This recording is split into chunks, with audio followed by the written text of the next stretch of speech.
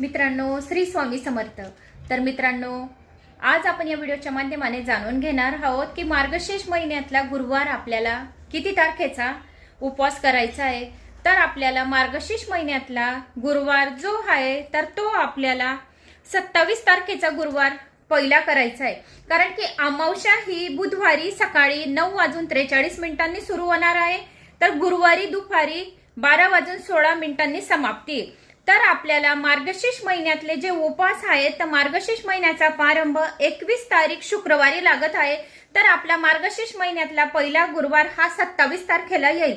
तर आपल्याला 27 तारखेचाच पहिला गुरुवार करायचा आहे, कारण की मार्गशीर्ष महिन्यातले हे गुरुवार अतिशय छान असतात आणि शुभ फल देणारे असतात। कसलीही प्रकारचे दुःख दारिद्र्य दूर करणारे अतिशय चमत्कारिक आणि खूप पुराण कालापासून म्हणजे खूप काही जणांनी मार्गशीर्ष महिन्यातले हे गुरुवार केलेले आहेत। जर तुम्हाला गुरुवारच्या दिवशी उपवास जर नाही करायचा आहे तर तुम्ही साधी सोपी सुद्धा पूजा करू शकता। तर गुरुवारच्या दिवशी तुम्ही जशी दरवर्षी आपण मार्गशीर्ष महिन्यातली कळशची स्थापना वगैरे पोथी वगैरे आपण करतो, तर तशी तुम्हाला कळशची स्थापना केल्यानंतर गुरुवारची महालक्ष्मीची व्रतकथा ऐकावी, महालक्ष्मी अष्टक ऐकावे आणि दुपारी तुम्ही आरती वगैरे झाल्यानंतर महालक्ष्मीच्या सर्व सेवा झाल्यानंतर तुम्ही दुपारी जेवण करू शकतात।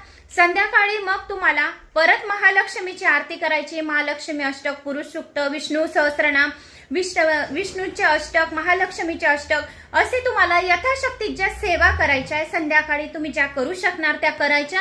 आणि महालक्ष्मीची आरती झाल्यावर महालक्ष्मीला गोडधोड काहीतरी संध्याकाळी नैवेद्य द्यायचं। दुपारी जेवण केलेलं आहे तरी पण चालेल, पण माता महालक्ष्मीचा दुपारी उपवास असतो, संध्याकाळीच मार्गशीर्ष महिन्यातले उपवास सोडतात।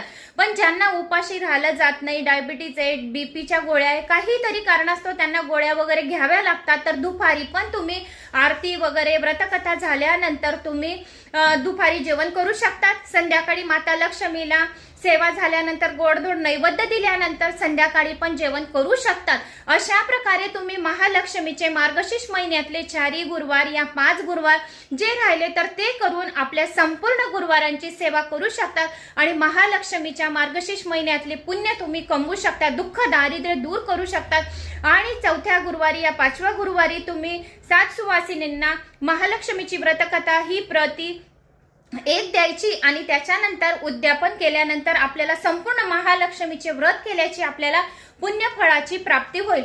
तर आपल्याला मार्गशीर्ष महिन्यातील मार्तंड भैरव षड नवरात्र हे 21 तारीख तर 26 तारीख पर्यंत आहे। तर सर्वांनी मार्गशीर्ष महिन्यातील सप्तांचे पारायण सुद्धा करायचे। तर